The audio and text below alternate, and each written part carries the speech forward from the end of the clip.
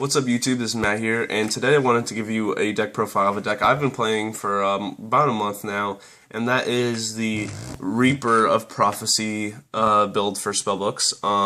I've played spellbooks before, and I always played like a Priestess World variant, as most people do, and I felt that this deck is a little stronger because of some more sacky cards that are available to them, and so many people are playing Light Imprisoning Mirror. I just figured I'd go with a dark thing. And you see here, I have a Magician Gal, and I've always wanted to play a deck that could make this card. And so this deck can make this card all the time. So the day that they make this card in English, I will be playing this card left and right.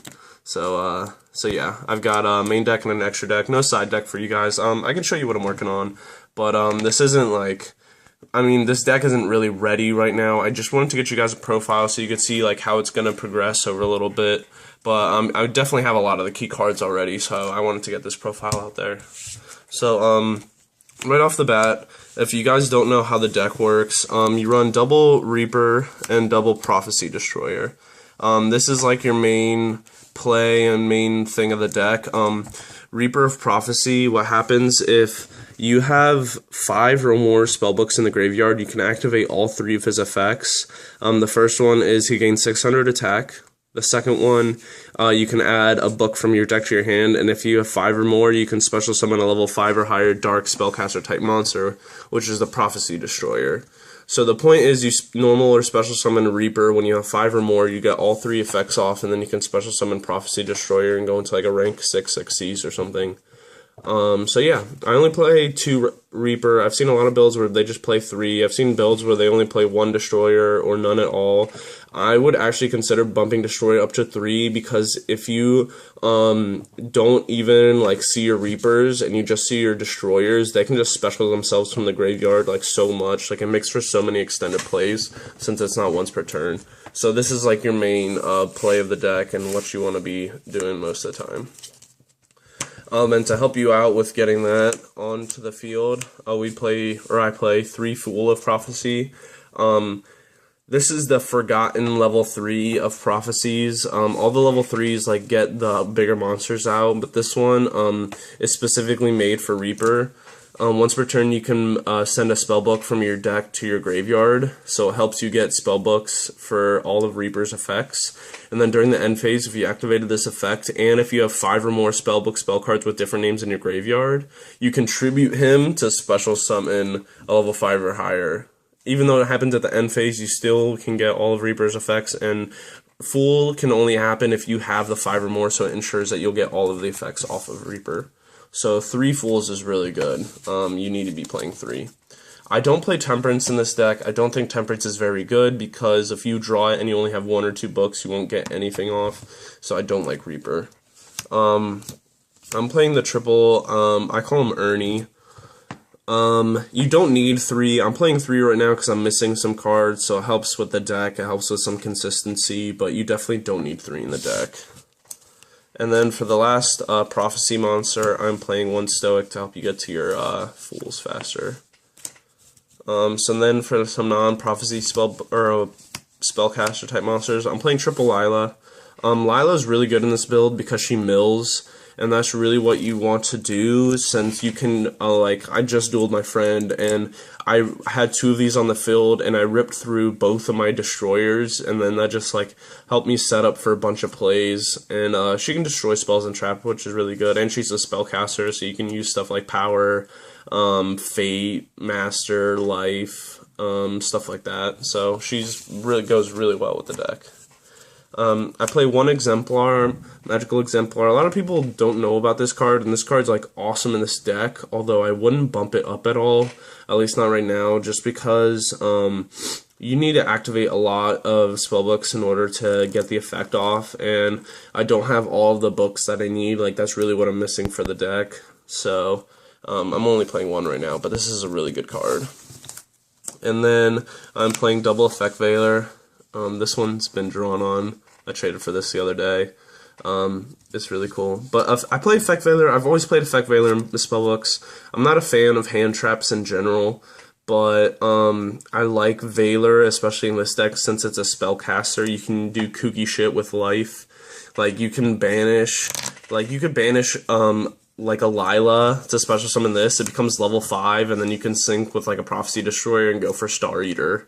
Like just like crazy shit like that, your opponent will never see it coming. So I like Veiler in this deck. So that's it for the monsters. I think that's 16, I want to say. 16 or 17. So on to the books. Double Secrets, obviously I'm missing a third one. I'm on the lookout. So, and then with the Double Master is really good. You definitely need it. I don't have any towers, that's another thing. I didn't think I was going to need towers in order to play the deck, but Tower just helps you recycle the one Fate easier, and for the beginning of the game, Tower just helps you get to your plays faster, and then once you get your big Reaper play off, you can just start recycling your books with the Tower. So I definitely want to pick up 2 of them, but as of right now, I can't find any.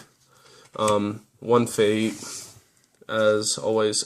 Fate's actually really good at 1 in this deck, because you don't want to be banishing from your graveyard too much, because you want to get up your Reaper effects. So 1 Fate is perfectly fine in this build. 2 Eternity. Right now, as I'm running it, I kind of want to bump it up to 3, just because I'm doing so much with Prophecy Destroyer and Fate that I wouldn't mind having a 3rd Eternity, but right now this is what I'm running.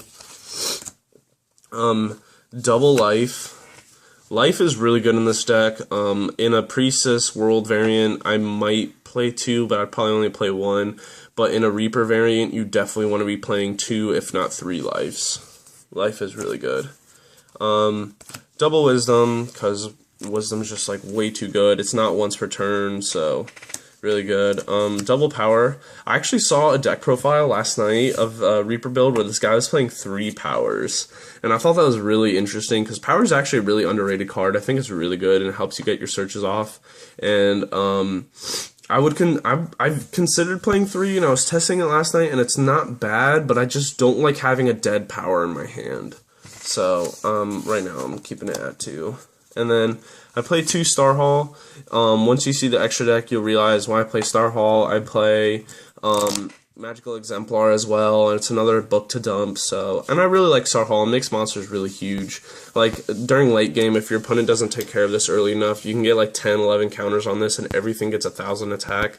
So by the time you get your Reaper Destroyer play off, they're both like 3,500. Like, it's ridiculous. So that's it for the books. Now I run like 5 like just sacky ass spell cards. I'm not gonna lie. Like if you play these, your opponent's just gonna be like, dude, what the fuck.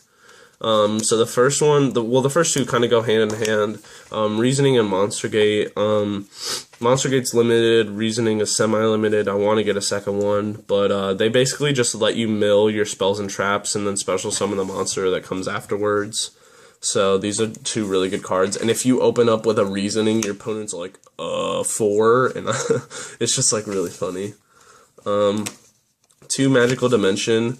This card is fucking broken as all hell, especially in this deck, because you have like dead Reapers and dead Destroyers in your hand, but you have to be careful because although this can protect your Reaper or your this can protect your Destroyer by destroying a card or a monster on the field afterwards.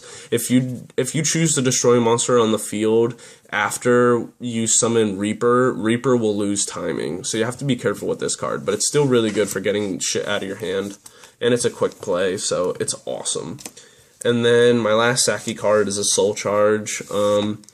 Soul Charge is just sacky in every single deck, and in this deck it can be especially sacky because, like, for example, I just played my buddy Tony, and I summoned 2 Lilas and 2 Prophecy Destroyers, got out a 101 and a Ptolemy M7. Like, it just makes for, like, really just outrageous plays, and, like, I like this card because it gives, like, every deck, like, kind of a rekindling aspect.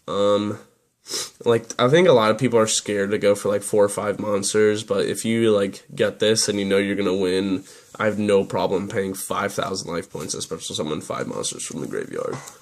And then for the last 3 cards, if you guys have watched my deck profiles, you will realize by now that I played Decree in almost anything, so triple Decree, because Decree is amazing. So that is the main deck. That is 40 cards.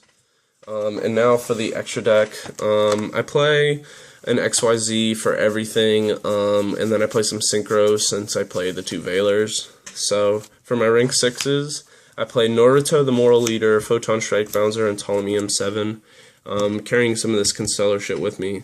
But, Ptolemy, like, they all cover different things. They're all 27 beaters, so I think they're all really useful. Ptolemy bounces shit, and it can get you back, like, this can get you back, like, Veilers, or it can, like, return your, like, opponent's shit from their graveyard, like, this wouldn't be useful against, like, Dragon Rulers, because they could still summon them, but, like, if there's a deck that, like, for example, you might not want to do this, but, like, with Grapha, it just keeps special summoning itself from the graveyard, so, like, if you know they don't have a discard outlet, you can return their Grapha from their graveyard to their hand, stuff like that.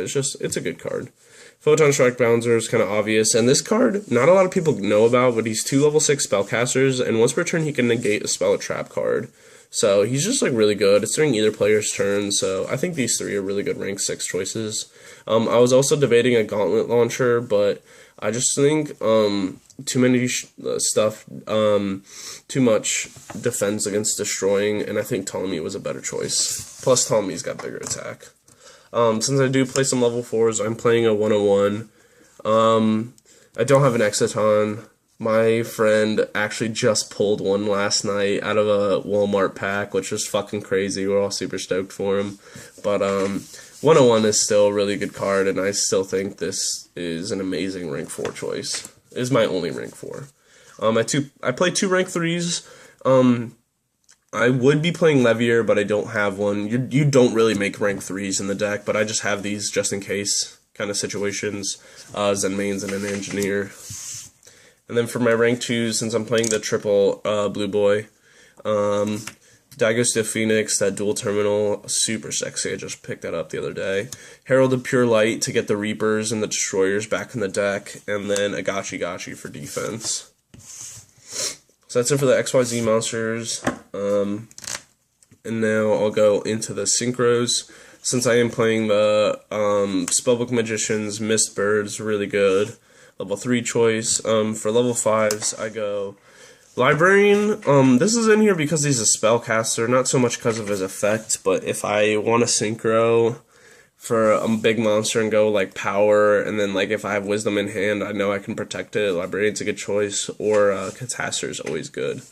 I don't play rank 6, or level 6, because it's kind of hard to go to in this deck, but level 7's easy, and I play 2, and this is my favorite card ever, double Arcanite Magician.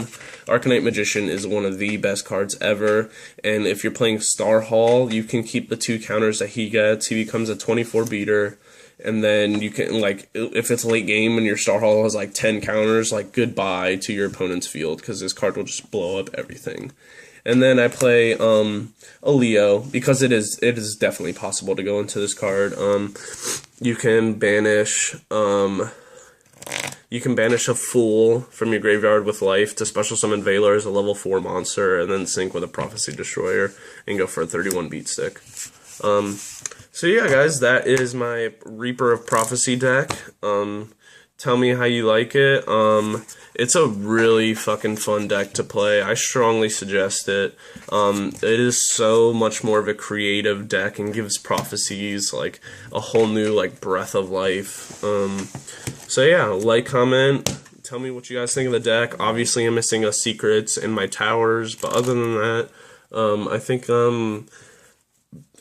I want the cards that are in here, and I have a lot of the stuff that I want. So yeah, subscribe to the channel, guys, and thanks for watching.